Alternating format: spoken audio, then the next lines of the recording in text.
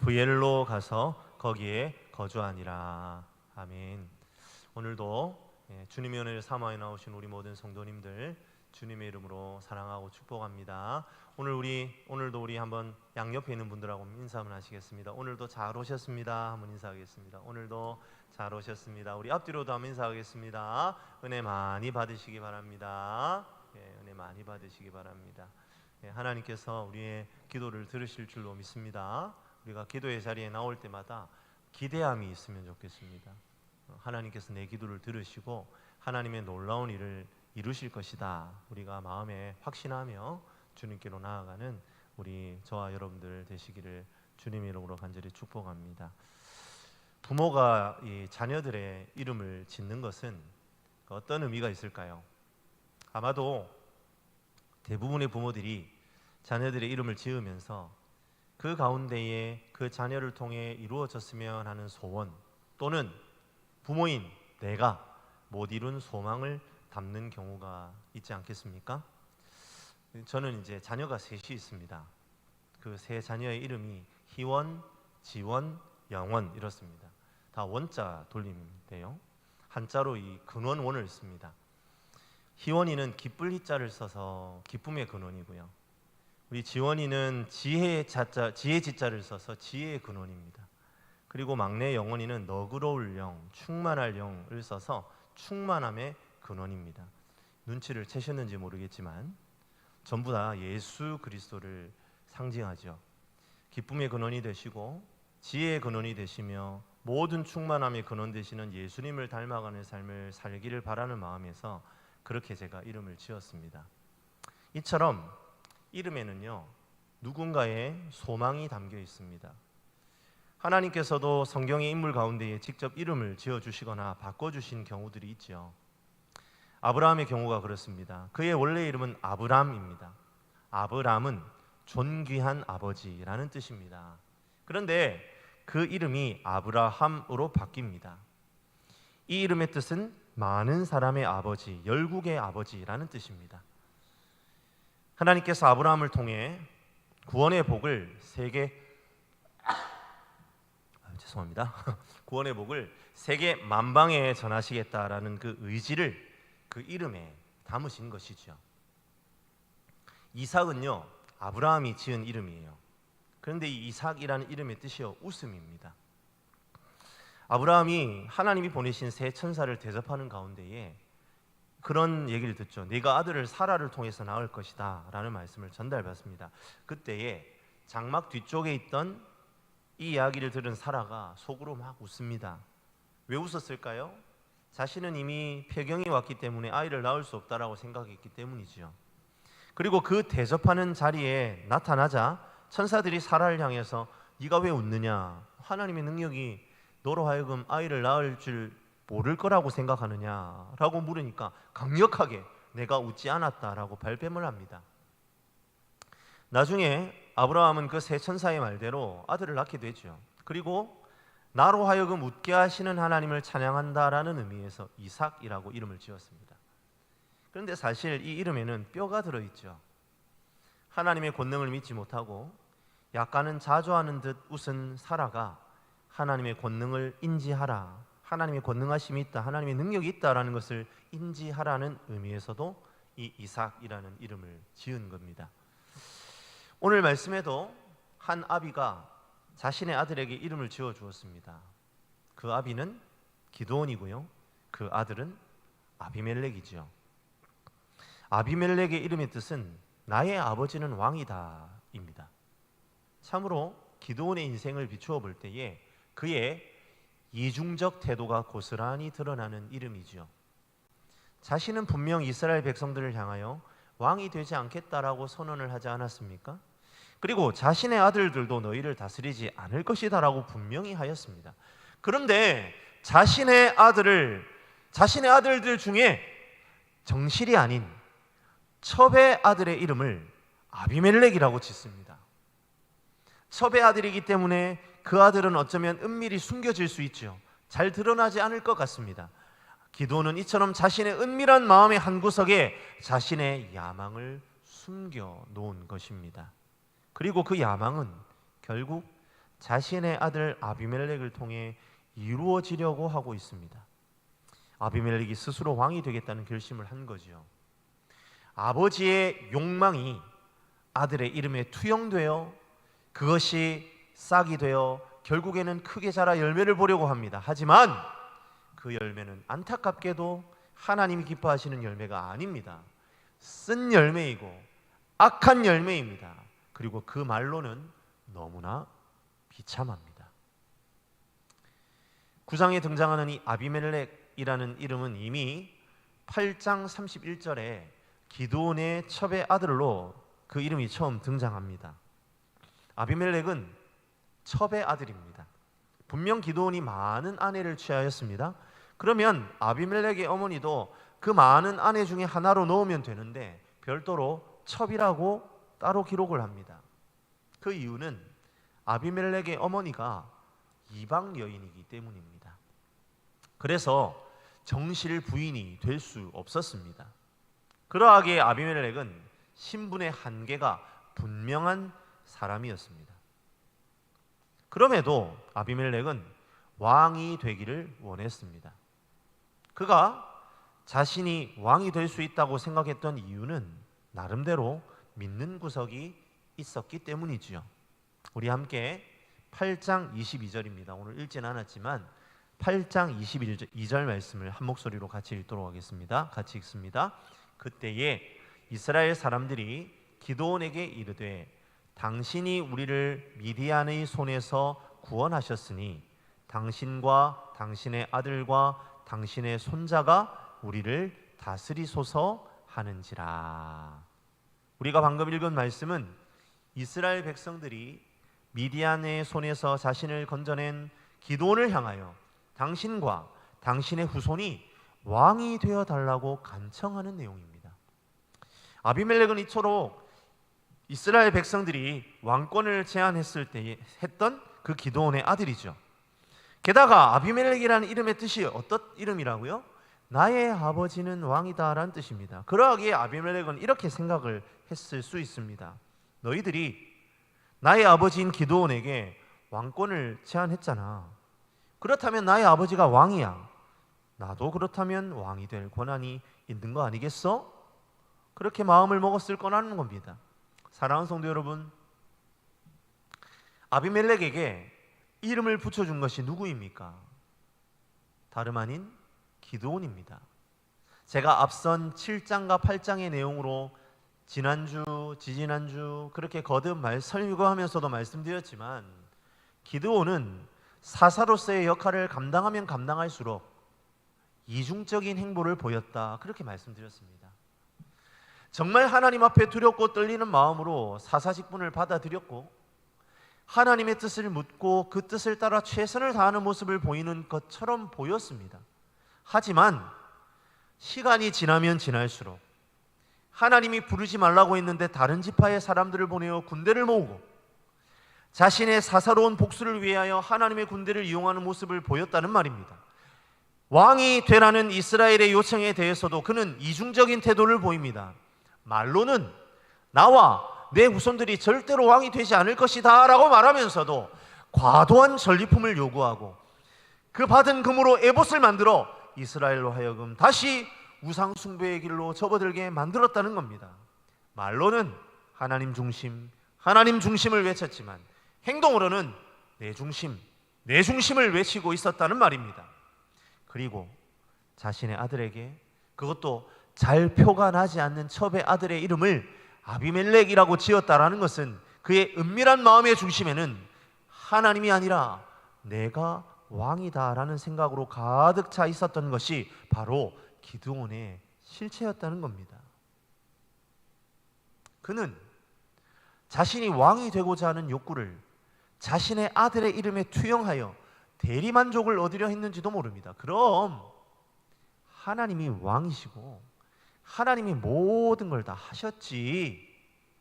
하지만 사실 내가 없었으면 아무것도 이룰 수 없었을 거 아니야. 그것만은 알아도 만약 사람 중에 왕이 뽑혀야 한다면 그건 바로 나라는 걸 말이야. 그것이 기드온의 속내였습니다. 그렇게 마음으로만 기드온은 욕망을 키웠다면 그 욕망에 쓴 열매가 바로 첩의 아들 아비멜렉이었던 겁니다. 그는 마음에 품은 것으로 만족하지 못했습니다. 그는 기어코 자기 이름에 걸맞는 삶을 살아야겠다고 결심한 겁니다. 우리 아버지가 왕이라고 내 이름을 이렇게 지었단 말이지. 그렇다면 내 아버지가 왕이니 나도 왕이 될 수 있는 거잖아. 우리 아버지가 내가 그렇게 될 줄 알고 이름 지어준 거 아닐까? 그래, 나는 왕이 되어야 되겠어. 그렇게 결심하고는 실행에 옮기기 시작합니다. 사랑하는 성도 여러분, 우리의 마음속에 욕심이 있을 수 있습니다. 이 세상에 욕심이 없는 사람이 어디에 있겠습니까? 그리고 우리에겐 거룩한 욕심이 필요합니다. 더 하나님께 나아가고 싶고, 더 하나님의 은혜를 누리고 싶고, 더 하나님께 잘 보이고 싶은 그런 욕심이 있어야 우리의 신앙생활에 더 열심히 일어날 수 있는 거예요.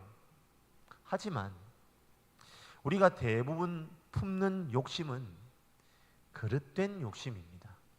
금기에 해당하는 것, 내가 넘보아서는 안 되는 것들일 때가 대부분이죠. 10계명을 보시면 5계명부터 10계명까지가 이 6개의 계명이 사람 대 사람 간에 주어지는 계명 아니겠습니까? 그런데 특별히 6계명부터 10계명까지 5개의 계명은 모두 탐욕과 연결되어 있는 것을 보게 됩니다. 살인은 누군가의 생명을 탐하는 것입니다. 간음은 부부관계를 통해 자신에게 허락된 이성 외에 다른 이성을 탐하는 것입니다.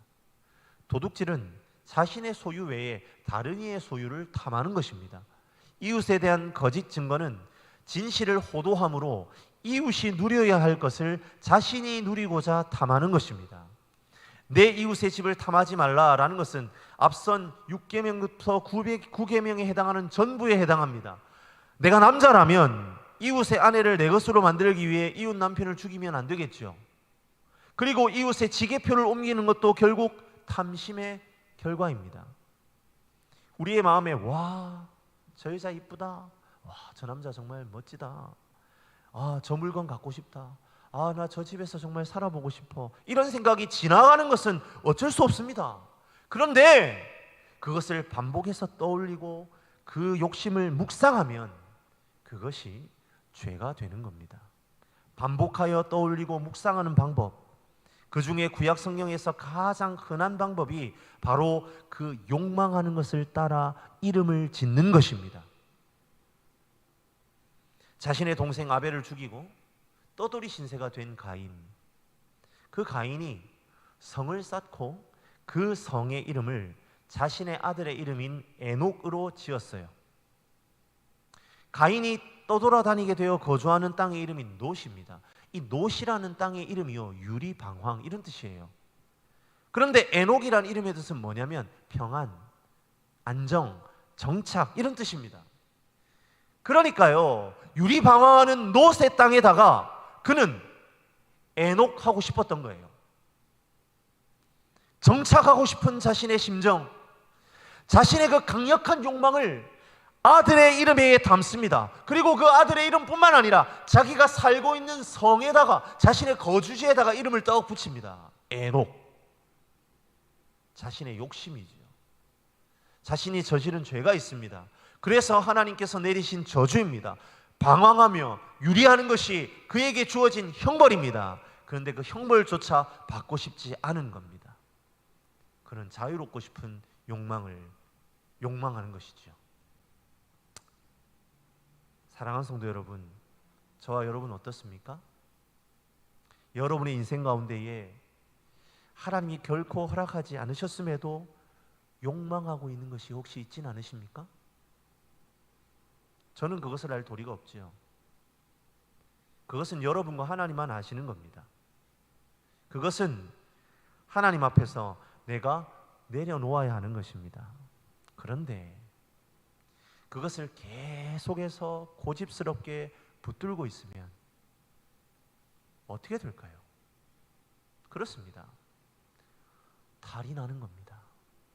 하나님이 기뻐하지 않으시거든요. 기드온은 자신이 왕이 되는 것이 하나님의 뜻이 아니라는 것을 알았습니다. 그래서 이스라엘 백성들에게 자신도 자신의 후손들도 왕 노릇 안 한다고 말한 거예요. 하지만 그는 그 욕심을 떨쳐버리는데 실패했습니다. 자신의 아들의 이름에 그 욕망을 투영하였습니다. 그리고 그것은 결국 아비멜렉의 때에 아비멜렉의 손으로 사달이 나고 맙니다. 결국 그가 그 아무도 하나님도 허락하지 않은 왕이 되기로 결심을 했으니 말이죠. 아비멜렉은 자기 아버지가 붙여준 이름으로 인해 왕이 될 꿈을 품었습니다.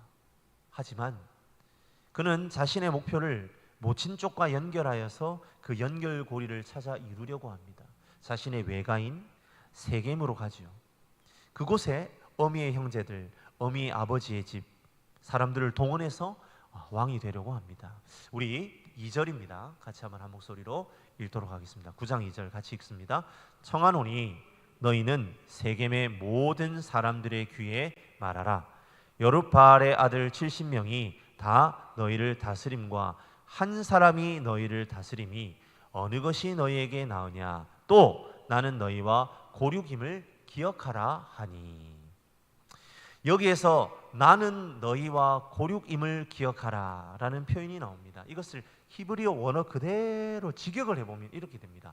나는 너희의 뼈요 너희의 살이라는 사실을 기억하라. 이렇게 되죠.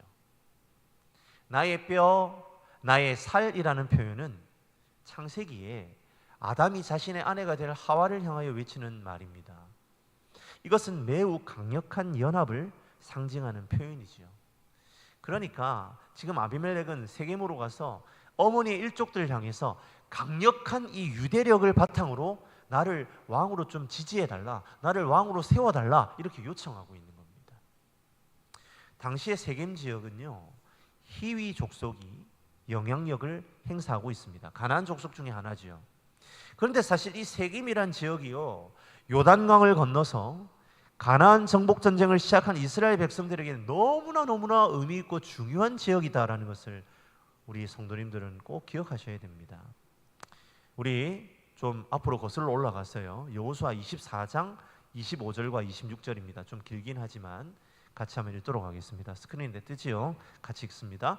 그날에 여호수아가 세겜에서 백성과 더불어 언약을 맺고 그들을 위하여 율례와 법도를 제정하였더라. 여호수아가 이 모든 말씀을 하나님의 율법책에 기록하고 큰 돌을 가져다가 거기 여호와의 성소 곁에 있는 상수리 나무 아래에 세우고.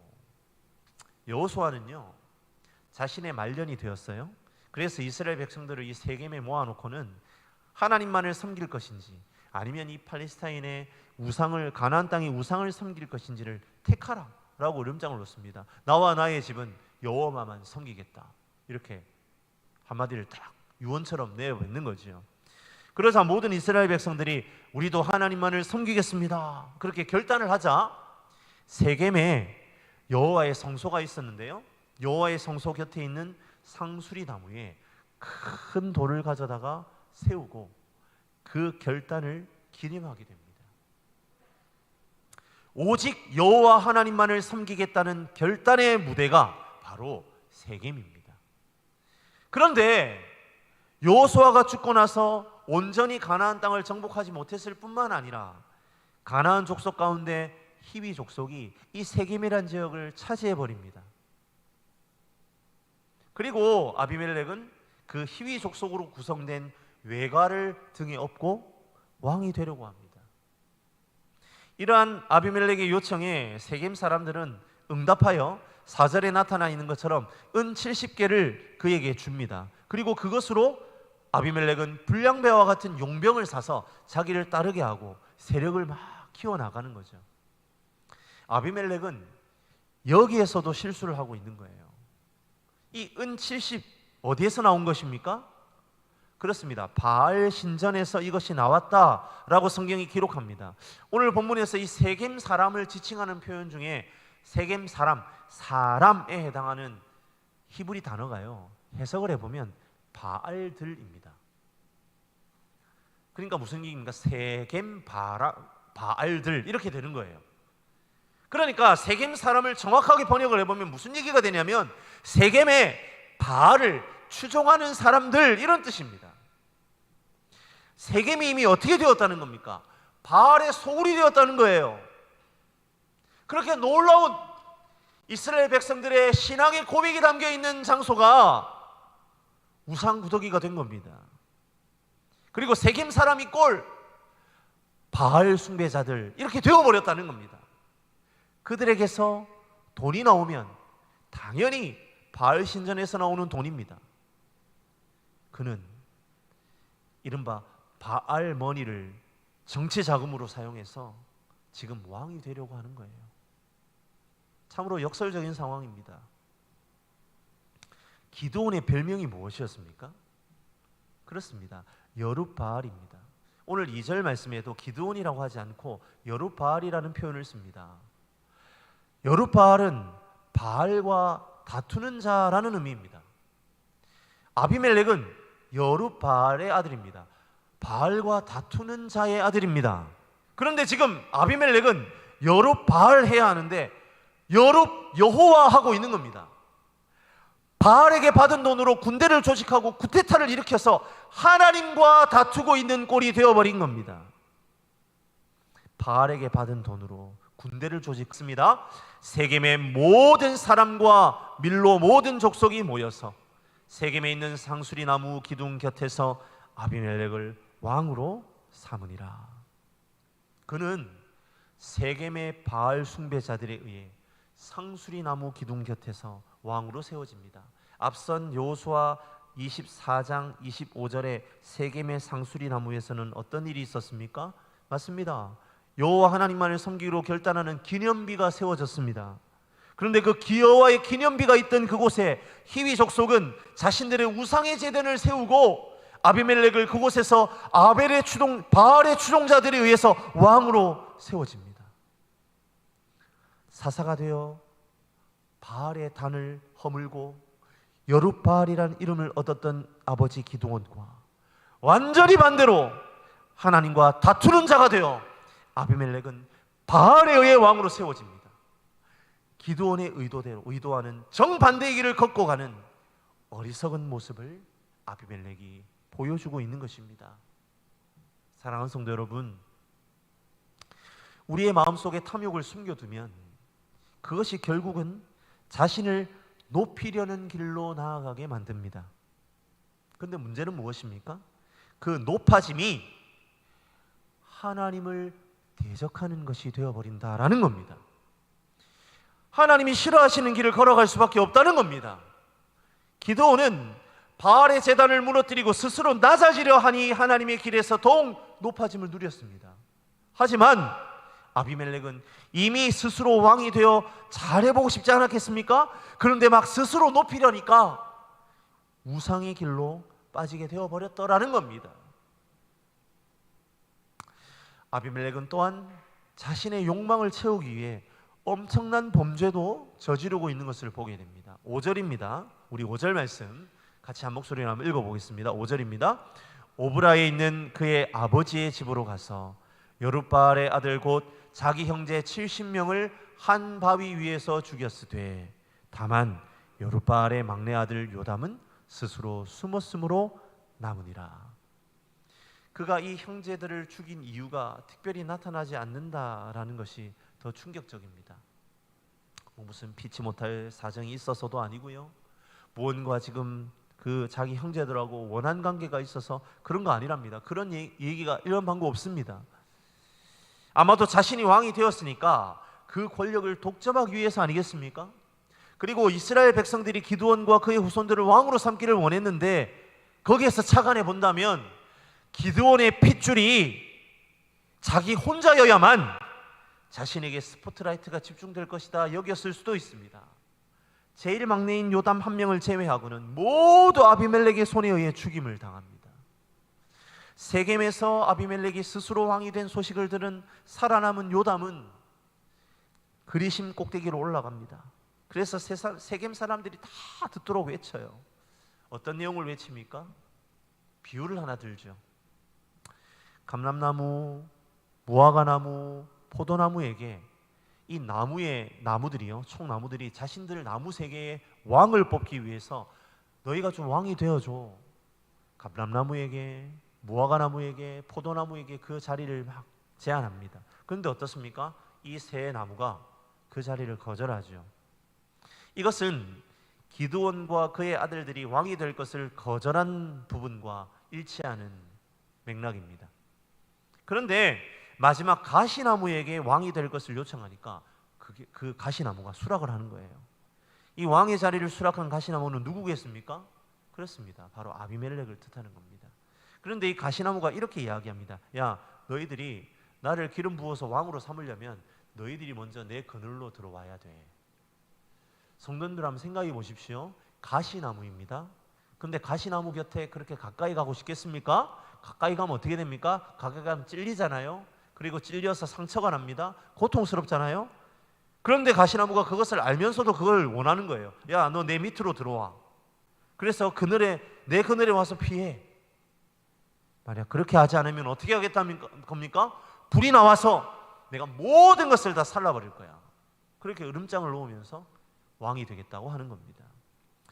요담은 이 비유를 통해서 아비멜렉을 왕으로 세운 것이 기드온의 집안을 제대로 대접한 것인지 너희들 한번 생각해 봐야 돼. 그렇게 의문을 제기하고 있는 거예요. 기드온은 사사로서 미디안의 손에서 너희를 건져내는데 최선을 다했는데 어떻게 너희가 기드온의 집을 쳐서 형제 70명을 한 바위 위에 죽이고 첩의 아들 아비멜렉이 너희의 형제가 된다는 이유로 왕을 삼을 수 있느냐는 겁니다. 요담은 승리에 취한 세계 사람들을 향하여 너희가 지금은 무언가 된 듯하고 높아진 것 같고 아비멜렉을 통해 영화를 누릴 것처럼 보이지만 결국 아비멜렉에게서 불이 나와서 너희들을 다 불살라 버릴 것이다. 그렇게 저주를 퍼붓고는 도망하여 부엘이라는 곳으로 피신을 합니다. 사랑하는 성도 여러분, 오늘 비록 유약한 요담의 입을 통해 전달되는 한 비유와 그 비유에 대한 해석이지만 사사기는 이 말씀을 마치 하나님의 말씀이라 그렇게 말합니다. 요담은 분명하게 말합니다. 지금 내 말을 너희가 들어야만 하나님께서 너희의 말을 들으실 것이라고요. 세겜은 지금 요담의 말에 귀를 기울여 들어야 합니다. 요담의 말은 사람의 말이 아니기 때문입니다. 하나님께서 그를 통해 지금 세겜 사람들에게 내리는 경고의 말씀이기 때문입니다. 결론은 무엇입니까? 아비멜렉을 왕으로 세우면 세겜 너희들의 가치가 높아질 것이라고 생각하는 착각에서 벗어나라는 겁니다. 세겜 사람들은 바알 숭배자들입니다. 그들은 지금 아비멜렉도 우상과 같이 생각하고 있는 거예요. 우상은 그 앞에 엎드려 절하고 재물 갖다 바치기만 하면 우리가 어떻게 하든지 하등 상관이 없습니다. 우리 마음대로 해도 됩니다. 그들은 아비멜렉도 그렇게 생각을 한 거예요. 왕으로 세워놓고 그를 이렇게 우리가 잘 이렇게 해주면 잘 높여주고 그를 적당히 막 공물을 갖다 바치고 비위를 맞춰주면 그러면 우리는 편하게 내 마음대로 살 수 있을 거라고 생각했단 말입니다. 하지만 기억해야 합니다. 이 세상 어디에도 백성을 평안하게 놔두는 왕은 없다는 것을 말이죠. 이 세상에 어떠한 왕도 정도와 방식의 차이가 있을 뿐이지 다 폭군입니다. 참 왕은 우리 하나님밖에 없습니다. 그분이 왕이 되셔야만 우리는 참된 샬롬을 누립니다. 하나님을 왕으로 대우하는 방법이 무엇입니까? 하나밖에 없어요. 내가 왕자리를 내려놓는 것입니다. 내 마음속에 탐욕을 내려놓는 것입니다. 그것만이 진정 하나님을 왕으로 대우하는 방법입니다. 말씀을 마무리하겠습니다. 사랑하는 성도 여러분, 결국 내가 왕이 되는 것은 우상 숭배와 다르지 않다는 것을 우리는 오늘 말씀을 통해 깨닫습니다. 아비멜렉은 스스로 왕이 되는 것이 소원이었어요. 그래서 세겜의 도움을 얻고 왕이 되고 모든 화근을 처단하는 방식으로 자신의 입지가 견고해진다라고 보았습니다. 스스로 높이는 길을 선택한 거죠. 하지만 그것은 어디까지나 조건부입니다. 세겜 백성들이 그를 왕으로 인정해 줄 때에 그는 왕이 되는 겁니다. 자기가 높인다고 높여지는 것이 아니에요. 옆에서 누군가가 대우해주고 칭찬해주고 떠받들어 줘야 자신이 왕 노릇할 수 있는 겁니다. 우상 숭배가 그렇습니다. 내가 내 삶의 주인이 되고 싶습니다. 내 삶의 주인이 된다는 것은 미래에 대한 어떠한 어려움이나 장애물도 두지 않는 것입니다. 그래서 우상에게 절하고 우상에게 자신의 미래에 좋은 일만 가득하도록 도와달라고 부탁합니다. 그러면서 내가 하는 일에 간섭하지 말라. 그것이 우상 숭배 아닙니까? 세겜 사람들의 선택이 잘못되었습니다. 그들이 바알에 중독되어서 자신의 삶을 그렇게 살아왔기 때문에 아비멜렉을 왕 삼는 문제도 그렇게 보았던 거예요. 세겜 사람들은 바알 숭배자들이고 이방인들입니다. 그래서 기드온의 첩의 소생이라는 명분과 동시에 그를 통해 기드온의 일족들을 제거해버리면 자신들의 입지가 더 올라간다고 보았을 겁니다. 아비멜렉도 마찬가지로 서로의 이익이 통했기 때문에 이런 일이 벌어지는 겁니다. 어쩌면 아비멜렉을 언제든지 필요하다면 그 왕좌에서 끌어내릴 생각까지도 했던 것 같습니다. 우리가 오늘 읽지 않았던 22절 이후의 내용을 보면 알 수 있지 않습니까? 하나님께서는 스스로 자신을 높이지 말라고 경고하셨습니다. 왕과 비슷하게 닮아있는 사사조차도 하나님께서 세워주시는 것입니다. 스스로 낮아지기로 결심하는 자를 하나님이 높이시고 그를 사용하셔서 사사로 세우시고 하나님의 뜻을 이루십니다. 그리고 하나님의 샬롬을 편만히 누리도록 하십니다. 아비멜렉은 그것을 알아야 했어요. 아비멜렉은 나의 아버지가 왕이다라는 자신의 이름을 신뢰해서는 안 되었습니다. 엘멜렉, 하나님이 왕이시다라는 명제를 붙들고 오직 하나님만이 온전한 통치를 이루시는 분이라는 고백으로 자신의 삶을 드려야 했습니다. 이 밤에 하나님께서 저와 여러분에게 그것을 묻고 계십니다. 너는 스스로 낮아짐으로 나를 왕으로 대우하는 삶을 살려느냐? 너희 마음 깊은 곳에 묻어든 그 탐욕을 끄집어내어 스스로를 높여 왕이 됨으로 망하는 길을 가려느냐? 라고 말이죠. 이 시간 하나님께서 우리에게 주신 기회를 붙잡는 저와 여러분들이 되시길 주님의 이름으로 간절히 축복합니다. 낮아짐이 오히려 높아질 기회라는 사실을 믿으시길 바랍니다. 내 마음속에 어떠한 탐욕도 내 마음을 주장하지 못하도록 내 마음을 지켜달라고 기도하는 이 시간이 되기를 간절히 바랍니다. 오직 하나님만이 홀로 높임을 받으소서.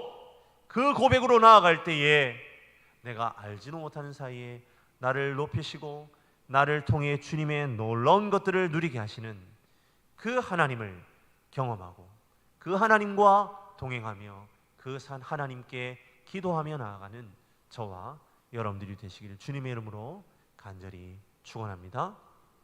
기도하겠습니다. 우리 시간에 우리의 마음을